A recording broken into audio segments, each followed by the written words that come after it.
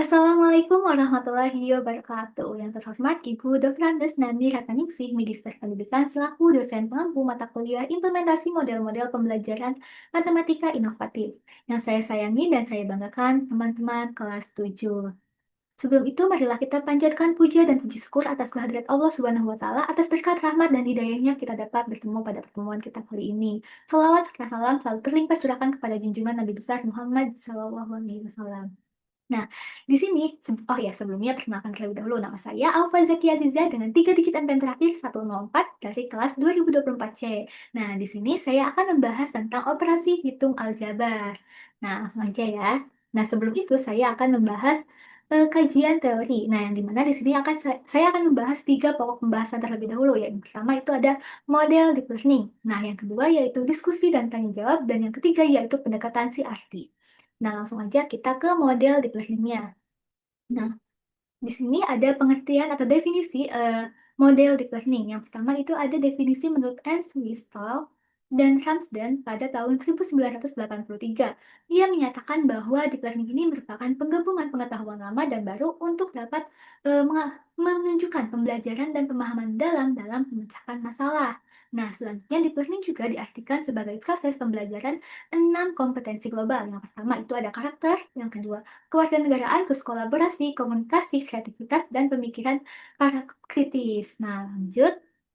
Di sini juga ada definisi lain dari deep learning. Nah, deep learning adalah pendekatan pembelajaran yang berusaha untuk memahami materi secara mendalam dan komprehensif, serta merupakan antonim dari pembelajaran permukaan. Nah, apa sih pembelajaran permukaan? Nah, pembelajaran permukaannya sering disebut dengan surface learning. Nah, dari 3 definisi ahli tadi, saya simpulkan bahwa deep learning ini merupakan pendekatan pembelajaran yang menekankan pemahaman mendalam melalui integrasi pengetahuan lama dan juga baru, sekaligus mengembangkan kompetensi global secara holistik atau menyeluruh, sehingga menjadikan pendekatan ini relevan dalam mempersiapkan peserta didik untuk mencapai tantangan di abad ke-21 ini. Nah, langsung kita lanjut ke sintaks dari model deep learning. Nah, saya mengambil dari Murhidah pada tahun 2025. Nah, untuk sintaks yang pertama nih, itu ada pemahaman awal. Nah, pemahaman awal ini, pada tahap ini tuh guru pada tahap ini guru tuh memberikan pengantar, mengenalkan konsep yang akan dipelajari, termasuk menyampaikan konteks dan tujuan pembelajaran. Nah, lanjut ke sintaks yang kedua, yaitu ada eksplorasi dan pengumpulan informasi. Nah, di tahap ini, siswa ini didorong untuk secara aktif mengeksplorasi topik yang diberikan, mengumpulkan informasi dari berbagai sumber yang relevan. Nah, selanjutnya yang ketiga ini ada diskusi kelompok. Setelah mengumpulkan informasi secara individu, siswa ini kemudian bekerja dalam kelompok untuk saling berbagi temuan, jadi berbagi temuan yang mereka dapatkan sebelumnya, terus mendiskusikan hasil eksplorasi mereka, dan menyatukan berbagai perspektif yang berbeda tentunya ya, dari situ kan kalau dalam kelompok tuh pasti terdiri dari beberapa orang kan. Oke, lanjut ke sintaks yang keempat, yaitu aplikasi konseptual. Nah, pada tahap ini, siswa tidak hanya berhenti pada pemahaman teoritis, tapi diarahkan untuk mempraktikkan konsep yang telah dipelajari. Nah, dan yang terakhir yaitu refleksi dan evaluasi. Sebagai tahapan penutup, guru memandu siswa untuk merefleksikan keseluruhan proses pembelajaran yang telah mereka jalani serta mengevaluasi hasil dari proses belajar mereka secara menyeluruh. Nah, lanjut. Sekarang masuk ke pembahasan yang kedua, yaitu metode diskusi dan tanya jawab. Untuk definisi, metode diskusi dan tanya jawab itu terdiri dari 2 kata tadi, metode diskusi dan metode tanya jawab. Nah, sekarang kita akan definisikan dari definisi metode diskusi terlebih dahulu. Nah, di sini ada 2 ahli, yang pertama itu, menurut ahli yang pertama, metode diskusi adalah suatu cara untuk memotivasi siswa dalam mengembangkan pengetahuannya untuk mengatasi masalah dan dapat menyampaikan pendapat dengan bahasa yang baik dan benar, serta menghargai pendapat orang lain. Nah, selanjutnya menurut Zamarah yang dikutip oleh Hutahayan Yan gitulah ya, pada tahun 2019 adalah cara menyajikan pelajaran di mana siswa dihadapkan kepada suatu masalah yang bisa berupa pernyataan atau pertanyaan yang bersifat problematis untuk dibahas dan dipecahkan bersama. Jadi menurut Jamara Inteh katanya dia tuh menyiapkan suatu masalah. Nah, itu tuh untuk dipecahkan secara bersama-sama. Nah, lanjut ke gabungan dari metode diskusi tadi, pendapat 2 ahli tadi. Nah, menurut saya, metode diskusi ini adalah cara penyampaian pembelajaran yang menempatkan siswa secara aktif dalam menghadapi suatu permasalahan untuk dibahas dan dipecahkan bersama, sekaligus melatih siswa untuk menyampaikan pendapat dengan baik, menghargai pendapat orang lain, serta mengembangkan pengetahuan secara kolaboratif. Nah, lanjut berarti sekarang ke metode tanya jawab. Nah, untuk metode metode tanya jawab menurut Jamra itu metode tanya jawab ini adalah pendekatan yang menyampaikan materi dalam interaksi. Nah, interaksinya ini terjadi melalui pertanyaan yang disampaikan oleh guru dan direspon oleh siswa, tetapi juga bisa nih sebaliknya dari siswa kepada gurunya. Nah, lanjut. Menurut Sudirman, nah beliau mengemukakan bahwa metode tanya jawab adalah suatu cara penyajian pelajaran dalam bentuk pertanyaan yang harus dijawab, terutama guru kepada siswa, tetapi bisa juga nih dari siswa kepada guru, tapi lebih mengutamakan dari guru ke siswa, kata Sudirman. Oke lah. Nah, selanjutnya kesimpulan dari metode tanya jawab menurut dua ahli tadi menurut saya. Nah, di mana metode tanya jawab ini merupakan cara penyajian pembelajaran yang berlangsung melalui interaksi tanya jawab secara dua arah, baik dari guru ke siswa maupun dari siswa ke guru. Nah, sebagai sarana untuk menyampaikan dan mendalami materi pembelajaran secara aktif. Nah, lanjut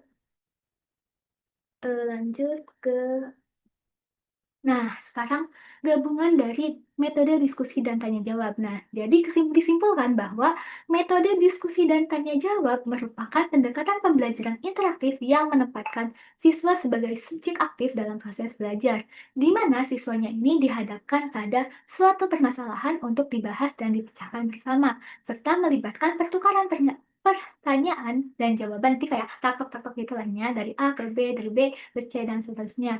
Serta Eee, melibatkan pertukaran pertanyaan dan jawaban antara guru dan siswa maupun antar siswa, sebagai sarana menyampaikan dan mengembangkan pengetahuan. Nah, lanjut ke berarti apa sekarang? Oh, belum. Nah, sekarang lanjut ke sintaksnya. Maaf maaf. Oke, nah sintaks dari metode diskusi dulu. Nah, atau langkah-langkah atau sintaks ya sama aja. Nah, menurut Supriyati. Nah, yang pertama itu ada guru menemukan masalah yang akan didiskusikan dan memberikan pengarahan seperlunya mengenai cara-cara pemecahannya. Ada pula pokok masalah yang akan didiskusikan untuk ditentukan bersama-sama oleh guru dan siswa. Dengan dipimpin guru, para siswa ini membentuk kelompok diskusi. Nah, siswa berdiskusi dalam kelompok masing-masing, sedangkan guru itu berkeliling dari kelompok satu ke kelompok lainnya. Nah, kemudian tiap kelompok ini tuh melaporkan hasil diskusinya. Hasil-hasil yang dilaporkan itu ditanggapi oleh semua siswa, terutama dari kelompok lain. Jadi kayak dari kelompok A ke kelompok B. Nah, kayak gitu.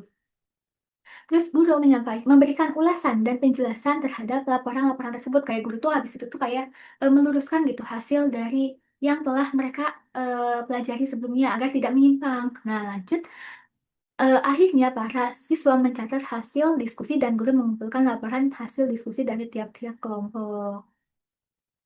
Nah, lanjut ke sintaks dari metode tanya jawab itu sendiri. Penggunaan metode tanya jawab harus memperhatikan langkah-langkah berikut nih menurut Hakim pada tahun 2020. Yang pertama nih, merumuskan tujuan tanya jawab sejelas-jelasnya dalam bentuk dan tujuan khusus dan berpusat pada tingkah laku peserta didik. Nah, jadi dirumusin dulu nih tujuannya. Baru nih mencari alasan pemilihan metode tanya jawab. Terus menetapkan kemungkinan pertanyaan yang akan dikemukakan. Terus, yang keempat, menetapkan kemungkinan jawaban untuk menjaga agar tidak menyimpang dari pokok persoalan. Dan yang kelima itu menyediakan kesempatan bertanya bagi peserta didik. Nah, sekarang lanjut ke kesimpulan dari atau gabungan dari metode diskusi dan tanya jawab tadi. Nah, yang di sini yang pertama, guru merumuskan tujuan pembelajaran sejelas-jelasnya ya. Jadi tujuannya mau kemana sih? Terus serta menetapkan kemungkinan pertanyaan dan jawaban yang akan digunakan sebagai panduan selama proses pembelajaran berlangsung. Selanjutnya yang kedua yaitu mengemukakan masalah yang akan dibahas dan memberikan pengarahan mengenai cara pemecahan yang akan ditentukan bersama-sama antara guru dan siswa. Yang ketiga yaitu dengan dipimpin guru, siswa membentuk suatu kelompok diskusi untuk membahas dan memecahkan masalah yang telah ditetapkan tadi. Nah, lanjut ke yang keempat, siswa berdiskusi dalam kelompoknya masing-masing, sementara guru itu berkeliling antar kelompok sembari mengajukan pertanyaan dan memancing pemahaman dan memastikan diskusi ini tidak menyimpang dari pokok persoalan. Nah, lanjut ke yang kelima. Setiap kelompok itu harus melaporkan hasil diskusinya dan ditanggapi oleh kelompok lain melalui sesi tanya jawab. Kemudian guru memberikan ulasan dan atau penjelasan terhadap laporan tersebut. Yang keenam, guru menyediakan kesempatan nih bagi siswa untuk mengajukan pertanyaan terkait materi yang belum dipahami. Dan yang tujuh, atau yang terakhir, siswa mencatat hasil diskusi dan guru menyimpulkan laporan hasil diskusi yang mengumpulkan laporan hasil diskusi dari setiap kelompok sebagai bahan dari evaluasinya. Nah, sekarang lanjut ke pendekatan CRT. Nah, sekarang masuk ke definisi menurut para ahli.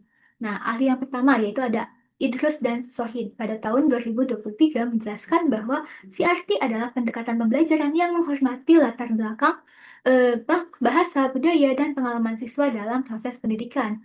Nah, selanjutnya Taher, CRT merupakan pendekatan yang dalam pelaksanaan pembelajarannya ini mengintegrasikan adat istiadat setempat dalam materi pembelajaran. Nah, selanjutnya itu menurut pakar pendidikan, Guy. Nah, itu Guy ya namanya. Nah, Guy ini menyebutkan bahwa CRT adalah cara menggunakan pengetahuan budaya, pengalaman, dan gaya kinerja peserta didik yang beragam untuk dapat menimbulkan pengalaman belajar yang bermakna. Nah, jadi dari tiga pendapat tadi dapat disimpulkan bahwa CRT ini merupakan pendekatan pembelajaran yang mengintegrasikan latar belakang bahasa, budaya, adat istiadat, serta pengalaman siswa ke dalam proses pendidikan sehingga terciptanya pengalaman belajar yang lebih bermakna dan relevan bagi setiap peserta didik itu. Nah, sekarang lanjut ke sintaksnya. Nah, sintaks dari CRT ini yang pertama itu ada pemodelan. Nah, pada tahap pemodelan ini guru menampilkan contoh nyata demonstrasi atau model yang berkaitan dengan materi yang akan dipelajarinya. Yang kedua itu ada bertanya. Nah, guru mendorong siswa untuk aktif mengajukan pertanyaan sekaligus merangsang ingin tahu mereka terhadap materi yang sedang dipelajari. Nah, maka dari itu nih si Arti ini cocok untuk metode yang tadi, metode diskusi dan tanya jawab. Lanjut komunitas belajar. Nah, komunitas belajar itu kayak kelompok ya Kang kali. Nah, pada tahap ini siswa belajar secara bersama-sama dalam komunitas belajar yang saling mendukung, berbagi dan menghargai satu sama lain. Yang keempat yaitu menemukan. Nah, yaitu siswa diarahkan untuk aktif mencari, menyelidiki, dan menemukan sendiri jawaban dari permasalahan atau pertanyaan yang dihadapi, bukan hanya sekedar menerima informasi dari guru. Nah, selanjutnya yang kelima yaitu konstruktivisme. Pada tahap ini, siswa diajak untuk membangun dan mengkonstruksi pengetahuan barunya secara aktif berdasarkan pengetahuan dan pengalaman yang telah mereka miliki sebelumnya. Nah, lanjut ke yang keenam, yaitu siswa diberikan kesempatan untuk merenungkan kembali keseluruhan proses pembelajaran yang telah dipelajari. Yang ketujuh, penilaian autentik. Otentik. Nah, sebagai tahap akhir, guru itu melakukan penilaian yang tidak hanya mengukur hasil belajar melalui tes tertulis semata, tetapi juga menilai kemampuan mereka secara menyeluruh melalui berbagai bentuk penilaian yang mencerminkan kemampuan nyata mereka. Oke, nah sekarang saya akan menjelaskan tentang gabungan dari sintaks model deep learning dengan metode diskusi dan jawab serta pendekatan CRT. Nah, di sini saya akan menjelaskan terlebih dahulu, baru setelah itu saya akan mempraktekannya atau mengimplementasikannya. Oke, nah langsung aja ya ke penjelasan yang pertama. Nah, di sini untuk alokasi waktunya saya mengambil 2 jam pelajaran atau 2 JP. Nah, di mana 1 JP-nya itu karena saya mengambil materi kelas 7, berarti untuk pembagian waktunya itu 40 menit. Nah, jadi 2 dikali 40 menit itu 80 menit. Nah, lanjut ke pendahuluannya. Nah, untuk pendahuluan saya mengambil 10 menit. Nah, di sini untuk pendahuluan itu membuka pembelajaran dengan salam dan doa bersama, terus memeriksa kehadiran peserta didik, menyampaikan motivasi singkat dan manfaat materi, dan yang terakhir yaitu mengondisikan kelas agar siap belajar. Nah, selanjutnya untuk aktivitas siswa itu sendiri, berarti jawaban ya dari aktivitas guru itu. Nah, yang pertama itu merespon salam dan berdoa bersama, terus menyampaikan kehadirannya, terus menyimak motivasi yang disampaikan guru, dan yang terakhir yaitu mengondisikan diri untuk siap mengikuti pembelajaran. Lanjut ke kegiatan inti. Kegiatan inti ini tuh 65 menit yang terdiri dari yang pertama itu ada pemahaman awal. Untuk pemahaman awal ini terdiri dari aktivitas gurunya membangun hubungan positif melalui sapaan hangat dan suasana dia logis. Nah, contohnya kayak, kemarin kamu abis ini ya, abis itu ya. Nah, itu kayak percakapan gitu sedikit tentang kayak biar kayak suasana kelas tuh kayak bangkit gitu, kayak nggak kayak ih males ih pembelajaran teh apalagi sama ini. Nah, jadi lebih baik kayak dihubungkan dengan hubungan positif yang agar membangkitkan si siswanya itu kayak semangat. Nah, lanjutnya itu mengajukan pertanyaan secara lisan. Nah, ini tuh kayak mengajukan pertanyaan secara klasikal. Nah, lanjut ke memberikan waktu nih tidak sebanyak kurang lebih 30 detik kepada siswa untuk berpikir. Selanjutnya mencatat respon multid yang aktif tadi, yang bisa menjawab. Habis itu menyampaikan persepsi. Dan yang terakhir menyampaikan tujuan pembelajaran. Nah, sedangkan aktivitas siswa menjawab pertanyaan lisan ya tentunya, terus menyimak persepsi, terus menyimak tujuan. Nah, ini 15 menit. Lanjut ke kegiatan yang kedua dari kegiatan inti. Nah, eksplorasi dan pengumpulan informasi. Nah, di sini terdiri dari untuk aktivitas sebelumnya, membagikan bahan ajar yang berisi contoh permasalahan operasi hitung aljabar dalam konteks budaya. Kan tadi katanya apa? Si arti yang mengaitkan dengan konteks budaya atau pengalaman pribadi atau pengalaman ini tuh kayak lingkungan sekitar gitu boleh. Nah, lanjut ke mengajukan pertanyaan, pengarah untuk membantu murid mengidentifikasi pola penjumlahan, pengurangan, perkalian. Dan yang terakhir yaitu meminta murid mencatat temuan awal secara mandiri untuk bahan diskusi nanti. Nah, selanjutnya mengamati contoh dari yang tadi bahan ajar itu, terus menjawab pertanyaan, terus secara mandiri mengidentifikasi pola, terus jangan lupa mencatatnya. Nah, itu sebanyak selama 10 menit. Nah, lanjut ke diskusi dan kolaborasi. Nah, di sini guru membagi ke kelompok-kelompok kecil yang terdiri dari 4 sampai 5 orang. Nah, tapi ini tuh pembagian kelompok itu nggak sembarangan kelompok, tetapi juga dipertimbangkan dengan keberagaman latar belakang budaya mereka dengan tujuan kayak dapat saling bertukar informasi gitu loh. Nah, lanjut ke membagikan LKPD berisi permasalahan operasi hitung aljabar berbasis budaya lokal sekaligus sebagai instrumen asesmen formatifnya. Nah, lanjut ke salah satu asesmen formatif ya.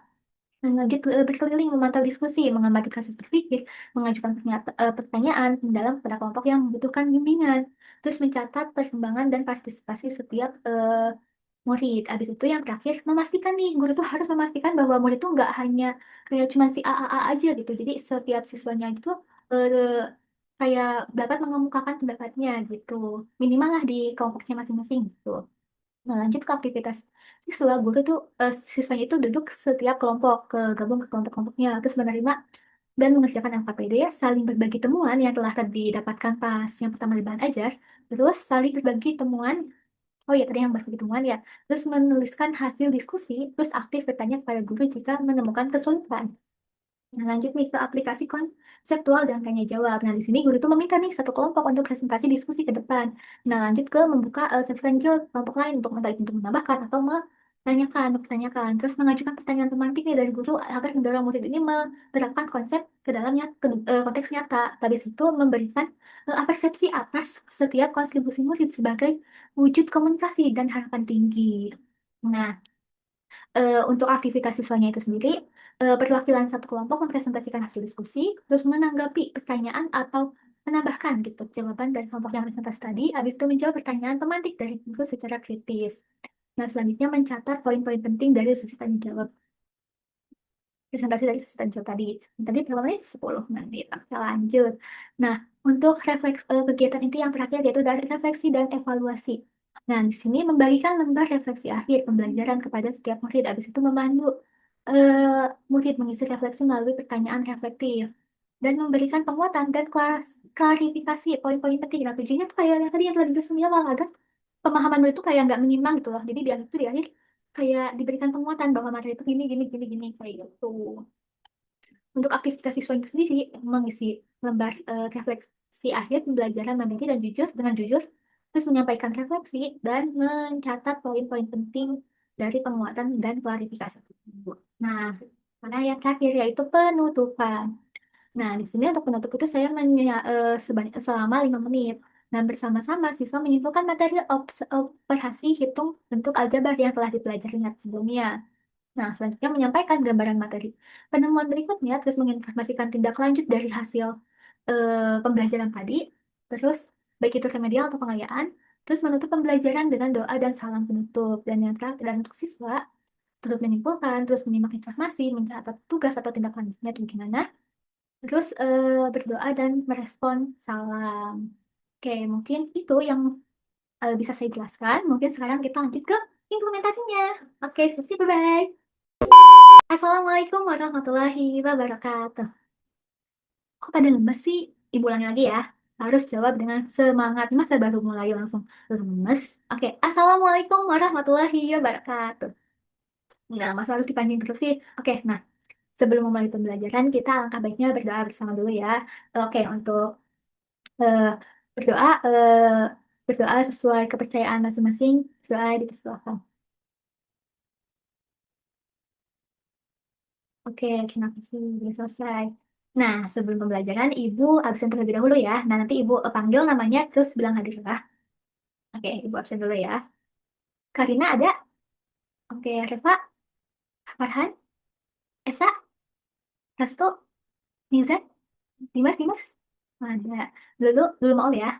Terus Menden, Lulu Rianti, Adisti, Fajri. Oke, ada Selanjut, Salma. Mhm. Nafisa. Ada, oke. Nagiza, iya, Kia. Nina. Oke, nah lanjut. Siska.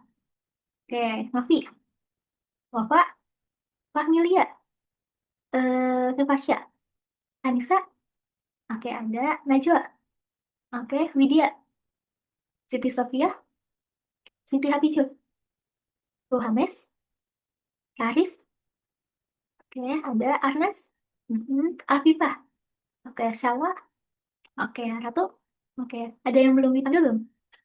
Bisa ada yang belum dipanggil? Oke udah semua ya. Oke, nah sebelumnya di sini hari ini kalian akan belajar tentang operasi hitung aljabar. Nah, operasi hitung aljabar ini tidak hanya kayak untuk materi matematika aja kayak untuk pembelajaran matematika aja gitu. Nah, tapi matema, apa operasi hitung aljabar ini juga dapat gitunya dikaitkan dengan konteks kehidupan sehari-hari, khususnya nih dalam konteks budaya. Nah, jadi itu ya manfaatnya. Jadi kalian tuh nggak hanya belajar buat di kelas aja, tapi di luar juga bisa gitu ya. Nah, nanti akan kita aplikasikan biar kalian punya gambaran gitu. Gimana sih dalam konteks budaya itu? Nah, udah pada siap? Sok dirapihin dulu tempat duduknya. Harus siap ya. Oke, nah semangat. Oke guys, udah pada siap kan? Sok dirapihin tempat duduknya. Itu bukunya dikeluarin, masuk bukunya masih di dalam. Pasti keluarin. Nah, oke, sip. Oke. Nah, selanjutnya di sini, kemarin katanya ada yang ikut Olim ya? Dari kelasnya siapa aja? Farhan. Terus Taris juga ikutan. Ih, gimana hasilnya? Wah, pasti keren-keren lah. Ibu mah percaya sama kalian. Oke, nah di sini Ibu punya 4 pertanyaan untuk kalian. Di mana pertanyaan ini kalian tuh langsung kayak, aku tuh mau. Terus kalau udah ada yang jawab nih, kalian juga boleh langsung kayak, Ibu aku mau nambahin dong, kayak gitu. Nanti Ibu langsung tunjuk ya. Nah, untuk yang bisa jawab sama Ibu di tulis. Oke, nah langsung ya. Untuk pertanyaan pertama nih, bayangkan di sanggar batik itu terdapat 32 lembar kain yang bermotif parang, lalu membuat membuat lagi tuh 15. Kemudian 18-nya lagi itu membuat 15. Nah, habis itu dikasih ke sebuah pameran budaya. Dan ternyata setelah dikasih udah dikasih nih, habis itu ternyata pas dicek lagi di yang tersisanya itu yang disanggar, ada 5 lembar yang rusak pas pewarnaan, pas pembuatan batik. Nah, jadi berapa sisa jika kita misalkan si kain batiknya itu dengan X? Ada yang mau jawab? Ya, boleh? Belum mau? Ya, boleh. Ibu tambah dulu ya. Oke, lanjut. Siapa lagi yang mau jawab nih? Masih kurang tepat dikit lagi. Iya, boleh. Nah, sok. Nah, jadi Jawabannya itu adalah 24x ya, tadi yang dikatakan oleh Shalwa. Nah, di mana boleh jelasin Fajri, gimana kok bisa jadi 24x? Oke, boleh. Ya, benar ya. Oke, lanjut nih ke pertanyaan kedua. Nah, di Sanggar Seni Pak Hendra itu memiliki 48 gamelan, dibagi rata ke 6 kelompok. Setiap kelompoknya ini mendapatkan uang eh, uang pengganti baju sewa peralatan. Peralatan itu 10 uang biaya sewa buat peralatan itu 10.000. Jika jadi berapa uang yang diterima per kelompoknya? Kurang tepat. Ya, tadi benar sedikit lagi. Iya, dikit lagi. Iya, jadi 80.000. Benar ya yang dikatakan sama Dimas. Oke, nah lanjut ke pertanyaan selanjutnya. Oke, nah lanjut. Di sekolah mengadakan pentas seni. Penari tari jaipong dan juga tari saman untuk tari jaipongnya kita simbolkan dengan apa mau? Sama J boleh. Terus untuk tari saman kita simbolkan dengan boleh sama S. Nah, di atas panggung itu ada 3 penari jaipong dan 2 penari saman. Nah, coba gimana kayak sebutin gimana simbolnya gitu yang di atas panggung tadi. Dia boleh bisa? Boleh. Itu kenapa dikit lagi ya. Terus lanjut. Boleh, boleh. Gimana? Oh iya. Nah, kenapa apa lagi ya? Dikit lagi. Siapa lagi? Siapa lagi? Ya, betul. Kata Mizan. Yaitu 3J plus 2 plus 2S. Oke, lanjut ke pertanyaan terakhir nih. Pertanyaan terakhir ya. Penari seni di sekolah, pentas seni di sekolah, setiap kelas itu mengirimkan penari. Ada 5 kelas nih yang ikut, tapi ternyata ada 3 penari yang tidak bisa ikut. Nah, buatkan model matematikanya. Oke, boleh Agnes? Kurang tepat, kurang tepat. Boleh, Adisti? Ada jawaban lain lagi nggak selain Agnes nasional distrik? Oke, ibu kunci ya jawaban dari Adisti dan Agnes. Jawabannya masih yang tepat ya tadi yang kata ibu sudah jawab. Nah, jadi jawabannya itu adalah 5P min. Iya, oke. Nah, tadi yang nama-namanya yang apa? Yang menjawab tadi ada Adisti, Ahnas, Taris, Ibu absen lagi aku salah. Ahnas, Adisti, Taris, Dimas. Oke, udah semuanya ya, udah ditulis. Oke, lanjut nih ke eh lanjut ke apa coba? Nah, jadi tadi kan kalian udah nih secara nggak langsung menjawab pertanyaan yang Ibu jelaskan ya. Nah, kalian itu secara nggak langsung kan tadi jadi kan di awal tuh Ibu ngomong bahwa akan kalian akan diberikan gambaran dikit. Nah, itu adalah contoh dari penerapan penerapan kayak matematika atau khususnya materi apa tadi? Hitung aljabar. Iya betul dalam konteks budayanya seperti itu tadi. Nah, oke sekarang kita oh iya sebentar. Berarti operasi hitung aljabar itu ada apa aja? Penjumlahan, pengurangan. Iya betul. Nah, langsung ya kita ke tujuannya. Nah, untuk tujuan dari operasi hitung aljabar tadi kalian deh coba identifikasi apa aja. Hmm, ya betul. Terus lanjut boleh. Ya, heeh. Terus ya boleh. Oke, ibu ini ya, ibu luruskan. Nah, untuk tujuan pembelajaran, yang pertama mengidentifikasi suku sejenis dan tidak sejenis. Yang kedua yaitu menggunakan sifat asosiatif, komutatif, dan distributif. Yang ketiga yaitu menyatakan situasi kontekstual dalam bentuk aljabar yang dikaitkan dalam kehidupan sehari-hari dan budaya. Yang keempat, menyelesaikan operasi hitung aljabar seperti tadi penjumlahan, pengurangan, perkalian, dan pembagian. Dan yang terakhir yaitu merefleksikan proses berpikir dan hasil diskusi dalam pembelajaran. Oke, kita lanjut ke di sini ibu punya bahan ajar. Nah, ibu share ya untuk bahan ajarnya. Sebentar. Ibu akan bagikan ya untuk bahan ajarnya, bentar ya. Bahan ajar. Nah, sebentar. Ini angka PD-nya bentar. Nah, untuk bahan ajarnya kelihatan? Oke, nah ini untuk bahan ajarnya. Oh iya, nah untuk bahan ajar kalian jangan lupa sambil nyatet ya, karena nantinya itu bakal untuk diskusi kelompok nanti di akhir. Di akhir setelah ini. Oke, nah ini untuk capaian pembelajaran tujuan pembelajaran yang telah Ibu sampaikan juga ya. Nah, lanjut ke Oke, mengulas ya kan sebelumnya kalian juga udah belajar ya tentang bentuk umum yang di mana variabel itu apa? Iya, terus kalau koefisien? Mm-mm. Kalau konstanta? Boleh. Suku? Suku itu apa? Oke, boleh ya. Nah, di sini ada contoh bentuk aljabar. Nah, untuk bentuk aljabarnya itu, nah, kalau misal 5x plus 2, plus 3, nah, variabelnya apa? Ya, kalau koefisien dari bentuk aljabar yang ini, negatif, kok negatif ya?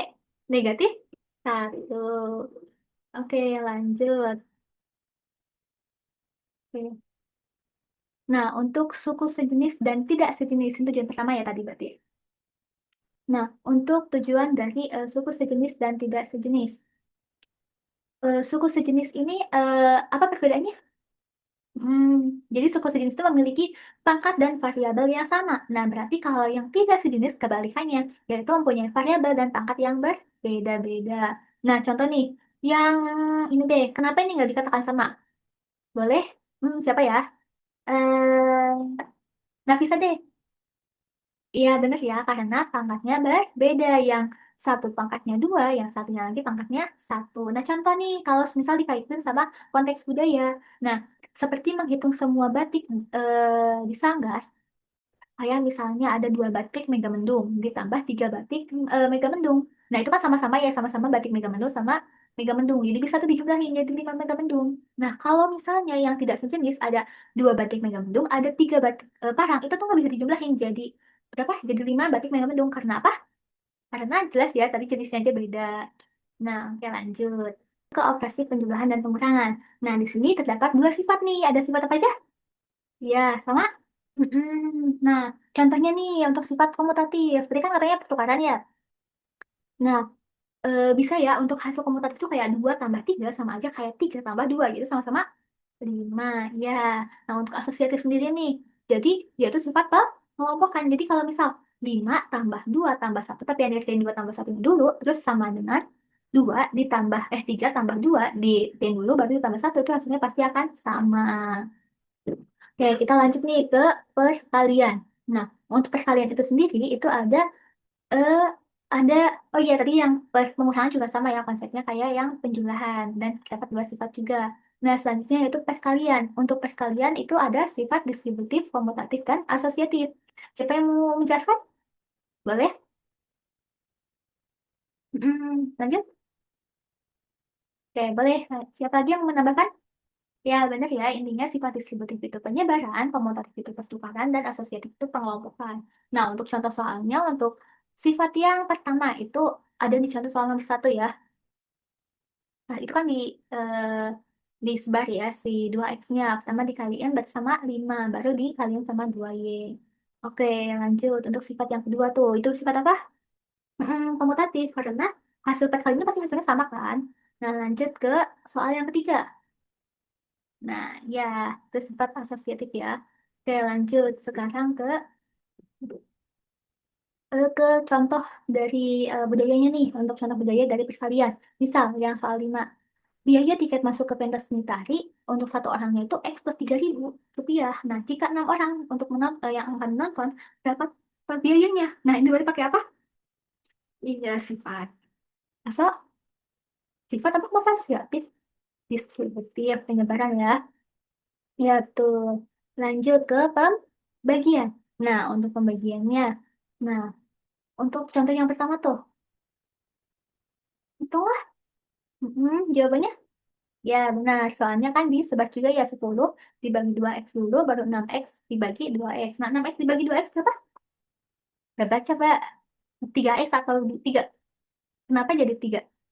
Iya, karena variabelnya dicoret ya. Karena kan tadi sifat perangkatan. Oke, lanjut ke konteks budayanya nih. Contoh yang ketiga. Baju batik memiliki luas lebar 6x plus 9x dibagi rata kepada 3x anggota keluarga. Berapa luas masing-masing anggota keluarga? Berarti ini menggunakan sifat masih sama ya kayak yang nomor satu tadi. Oke, lanjut ke kesimpulan. Ya boleh ya, ada yang mau nyimpulin? Boleh, boleh. Siapa? Siapa? Ada kedengeran? Ah, Nenden, boleh banget. Ya benar ya, kata Nenden tadi ada operasi itu. Apa aja? Penjumlahan, pengurangan, perkalian, dan pembagian. Ada tiga sifat juga tuh.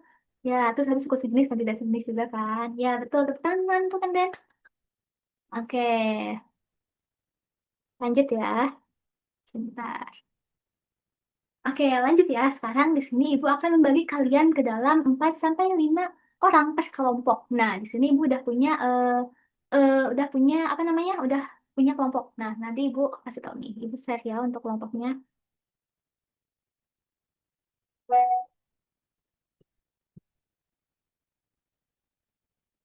Nah, ini ya untuk pembagian kelompoknya bisa ya untuk kalian duduk sesuai dengan kelompok yang telah dibagikan ini. Oke. Karina, Reva, Farhan, Esa, itu kelompok satu. Kelompok dua, Restu, Nizan, Dimas, Lulu Maul, kelompok dua. Kelompok tiga, Nendel, Lulu Rianti, Adisti, Fajri, Salma, kelompok tiga. Kelompok empat, Nafisa, Lagi, Zakia, dan Nina. Kelompok lima, Siska, Wafa, Pangilia, Revasya. Yang keenam, Siti Hadijah, Rohanes, Taris, Arnas. Yang ketujuh, Novi, Anissa, Najwa, Widya. Yang kedelapan yaitu Siti Sofia, Afifah, Ratu, dan Calwa. Nah, boleh ya untuk kelompok satu di sini, dua, tiga, empat. Nah, belakangnya menyesuaikan berarti lima, enam, tujuh, delapan. Oke, oke, udah selesai duduknya. Ya, rapi ya. Oke, nah lanjut di sini Ibu akan share apa itu Pak? L, L, K, P, D. Nah, ini ya untuk LKPD-nya ya bisa kalian kerjakan. Nah, ini untuk LKPD-nya. Yang butuh bantuan ataupun apapun itu bisa ya ke Ibu tanyakan. Oh iya, dan catatannya tadi yang Ibu minta, coba itu dibawa terus didiskusikan lagi ya. Oke, nah ini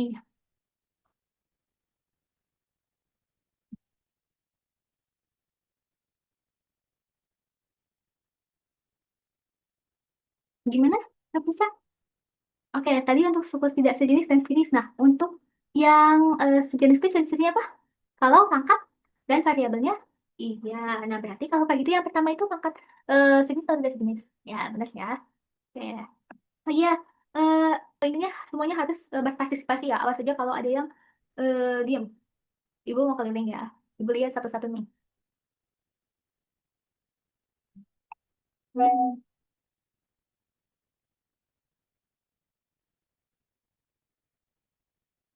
Oke,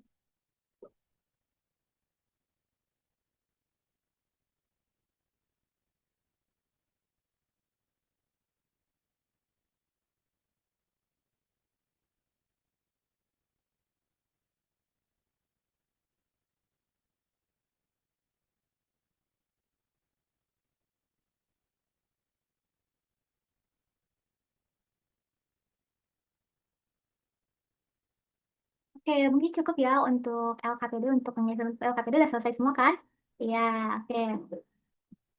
Nah, untuk pengisian LKPD ternyata udah selesai ya. Sekarang, selanjutnya di sini Ibu mau nih satu kelompok maju ke depan untuk presentasi.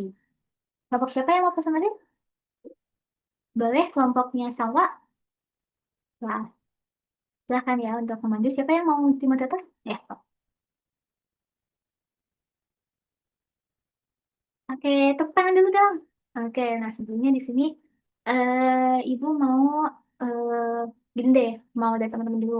Boleh ya kepada teman-teman yang mau bertanya atau menambahkan gitu ya dari jawaban dari kelompok berapa? Kelompok tadi ya kelompok 8 kalau nggak salah kan? Oke, boleh. Ya? Mm-mm. Boleh dijawab ya? Oke. Mm-mm. Oke. Nah, di sini sekarang giliran Ibu deh yang mau tanya. Nah, mengapa sih suku sejenis dan tidak sejenis itu tidak bisa langsung dijumlahkan atau dikurangkan? Hmm. Ya, boleh. Terus, oke. Nah, terus apa sih dampaknya dalam perhitungan nyata kalau misalnya nih kalian nggak sengaja kayak ngejumlahin gitu ya, atau mengurangkan gitu suku sejenis, suku tidak sejenis, maaf ya, ada suku tidak sejenis. Ya, oke. Boleh duduk kelompok berapa? Delapan? Oke, tepuk tangan dong, tepuk tangan ya. Kalian kayak keren banget nih. Kalian sumpah keren-keren semua. Ibu tadi kan keliling ya, terus mantap, terus ibu juga. Untung aktif semua, jadi aman lah. Oke, terima kasih ya. Oke, tepuk tangan. Oke. Nah, di sini terakhir nih, Ibu, bukan terakhir juga ya. Ibu di sini, kalau di akhir biasanya ada apa? PR. Wah, kalian udah berprasangka buruk ke Ibu, ya Allah, sakit hati banget ini Ibu teh. Oke, di sini Ibu punya lembar refleksi akhir. Nah, di sini kalian bisa mengerjakan soalnya ya. Tenang, soal-soalnya gampang-gampang kok, cuman kayak apa aja sih yang kalian pelajari kayak gitu, ini masukan apa aja, dan segala macamnya yang bilang. Terus, ini Ibu share ya untuk soalnya. Ibu bagiin maksudnya. Bentar. Untuk soal refleksi. Nah, ini untuk soal refleksinya ya. Ingat ya, petunjuknya jangan lupa dibaca terlebih dahulu. Oke, udah? Belum, sok. Ibu tunggu ya. Oke, udah? Udah, sok bisa ya dikumpulin ke Ibu. Oke. Oke, nah sekarang kita apa coba mau ngapain lagi? PR? Ya Allah, kalian main banget dikasih PR. Oke, nah di sini tadi kelompok berapa? 8 ya presentasi. Benar ya kata kelompok 8. Tadi untuk suku sejenis dan tidak sejenis, suku tidak sejenis itu nggak bisa kalian langsung dijumlahkan secara langsung karena itu akan berakibat pada perhitungannya. Masa misal tiga batik parang misal dijumlahkan sama batik Megamendung masih dijadiin batik Megamendung padahal kan tadi parang kan. Jadi masa dicampur padahal jelas-jelas itu beda. Nah, terus jadi salah ke perhitungannya, iya nggak? Nah, itu berdampak ya, terus nanti bisa jadi rugi kan si penjualnya. Nah, terus tadi yang dikatakan oleh siapa? Oleh Nenden, itu masih sedikit kurang tepat ya. Itu tuh pas bagian apa tadi ya? Ibu lupa. Yang bagian penjumlahan pengurangan tadi ya sifatnya. Nah, itu harusnya sifat apa? Asa? Iya, gak apa-apa ya, itu udah kan. Bagus.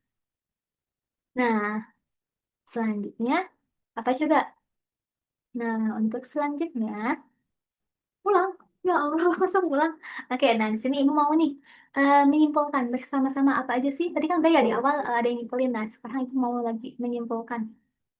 Terus tadi mah kan kesimpulannya di di bahan aja sama di LKPD. Nah sekarang ibu mau nih satu orang maju ke depan buat nyimpulin. Boleh. Boleh namanya siapa? Taris? Oke, oke, tepuk tangan buat Taris. Boleh duduk? Oke, boleh ya duduk Tarisnya. Nah, benar ya, tadi kita habis belajar tentang operasi itu mulai dari penjumlahan sampai ke pembagian, sifat-sifatnya, bentuknya tadi untuk mengulas yang kemarin. Terus, iya betul. Ya, oke. Oke, mungkin cukup sekian. Bentar dulu. Nah, untuk materi selanjutnya atau pertemuan selanjutnya kita akan membahas berarti apa? Ada yang udah tahu? Ya, masih pendapat. Oke, ibu kasih tahu aja ya. Nah, selanjutnya kita akan membahas persamaan linear satu variabel. Apa sistem ya? Persamaan linear satu variabel. Namanya persamaan, berarti tandanya itu sama dengan. Nah, dan yang kedua itu ada pertidaksamaan linear satu variabel. Berarti tandanya bisa kurang dari, bisa lebih dari, ya. Iya benar, lebih dari atau lebih dari sama dengan. Kurang dari atau tidak sama dengan. Ya, nah, oke. Nah, selanjutnya nih, Ibu mau memberitahu bahwa hasil dari pengerjaan kalian dari awal sampai akhir sekarang, nanti tuh akan ada remedial ataupun pengayaan tentang pembahasan dari materi kita hari ini. Nah, untuk yang nilainya kurang atau masih harus usaha lagi ya, itu ikuti remedial dan yang udah lebih, itu kalian bisa mengikuti pengayaan. Nah, untuk ini tindak lanjut selanjutnya akan Ibu informasikan di pertemuan selanjutnya. Jadi kalian harus persiapkan ya. Jadi untuk pertemuan selanjutnya itu kalian harus nyiapin semuanya buat belajar lagi. Nah, untuk penutupan, Ibu mau mengucapkan terima kasih banyak kepada semuanya. Terima kasih udah antusias dalam pembelajaran kita kali ini. Untuk selanjutnya, Ibu pemimpin untuk doa bersama, untuk semuanya bisa untuk berdoa sesuai dengan kepercayaan dan masing-masing. Berdoa dipersilahkan. Selesai. Assalamualaikum warahmatullahi wabarakatuh. Oke, boleh ya pada keluar. Oke. Oke, tadi saya sudah menjelaskan atau mempraktekkan implementasi dari sintaks yang telah saya buat. Nah, mungkin cukup sekian yang dapat saya sampaikan. Mohon maaf apabila terdapat kesalahan dalam baik itu dari awal sampai akhir, baik itu perkataannya tidak disengaja ya, mohon maaf. Wabillahi taufiq wal hidayah. Wassalamualaikum warahmatullahi wabarakatuh. Bye bye.